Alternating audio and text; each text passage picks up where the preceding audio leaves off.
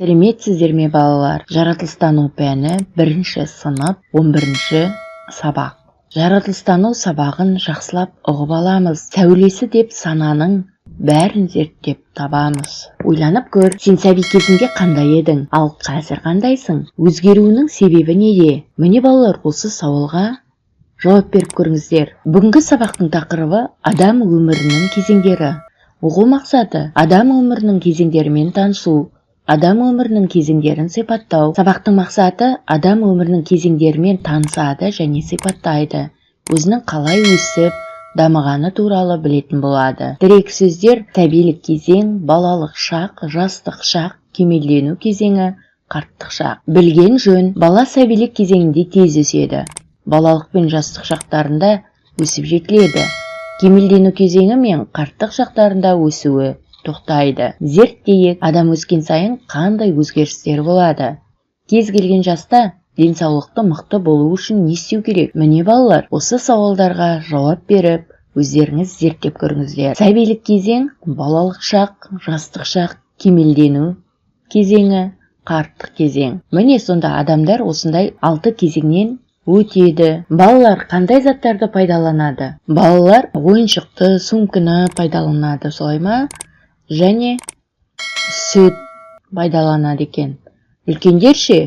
Үлкендер машина, тоқма жіптер және кітаптар. Неліктен бұлар реттеліп орналасқан деп ойлайсыздар? Себебі бұлар кезеңдермен орналастырып қойған екен. Салыстыр, баланың өсу кезеңдерін салыстыр, әр кезеңге тән ерекшеліктері туралы айт.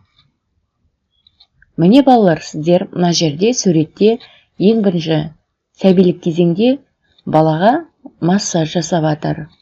Одан кейінгі кезең тәй-тәй басып сәбиді жүргізіп келе жатыр. Одан кейінгі кезең бала ойын ойнап жатыр. Ал балалық шақ мектепке барған шақтарынан басталады екен. Қызықты мәлімет: адам 20 жасқа дейін өседі. Сен өскен сайын көп нәрсені білесің, орындай аласың. Бұл сенің дамып келе жатқаныңды көрсетеді. Сымбатты, дені сау адам болу үшін дұрыс тамақтану керек, спортпен айналысу қажет. Кітап оқы, музейге бар, көп білетін адамдармен сөйлес. Сонда жан-жақты дамыйсың. 3 жасқа дейін нәрестелік кезең, 11 жасқа дейін балалық кезең, 14 жасқа дейін жасөспірімдік кезең, 18 жасқа дейін балғын жастық кезең, 30 жасқа дейін жастық кезең, 55-60 жасқа дейін кемелденген кезең. 60 жастан бастап қарттық кезең басталады. Зерттейік, сен қандай әрекеттерді қиналмай істей аласың? Тапсырма: немересі қиналмай орындайтын әрекеттерді білдіретін сөздері сары түспен боя. Атасы жақсы орындайтын әрекеттерді қызыл түспен боя. Естелік айту: атасы қызыл түспен бояймыз. Ертек айту қызыл түспен. Жүгіру сары түспен бояймыз. Жазу сары түс. Табыс табу қызыл түспен бояймыз.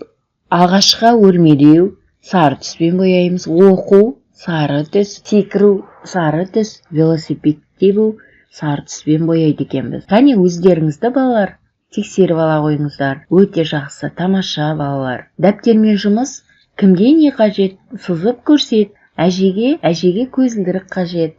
Балаға сумка қажет екен. Балаға адамның дұрыс өсіп дамуына қажетті суреттерге белгі қой. Кітап оқу керек. Сүт, ірімшік, қаймақ жеу қажет. Уақытымен ұйықтау, таза ауада жүру және ойнау қажет екен. Өте тамаша. Мақсатыма жеттім. Менде бәрі тамаша. Сабақ сондай ұнады, қуаныштымын. Менде бәрі керемет деп айта алмаймын, бірақ кейбір сәттерді жақсы деп айтуға болады. Қиындықтарға қарамастан барынша талпындым. Дегенмен де әлі де оқу керек екен. Міне балалар, бүгінгі сабағымыз осымен аяқталды. Назарларыңызға рахмет. Бастауыш сабақтар арнасына тіркелуді ұмытпаңыздар. Келесі сабақта кездескенше балалар, сау болыңыздар.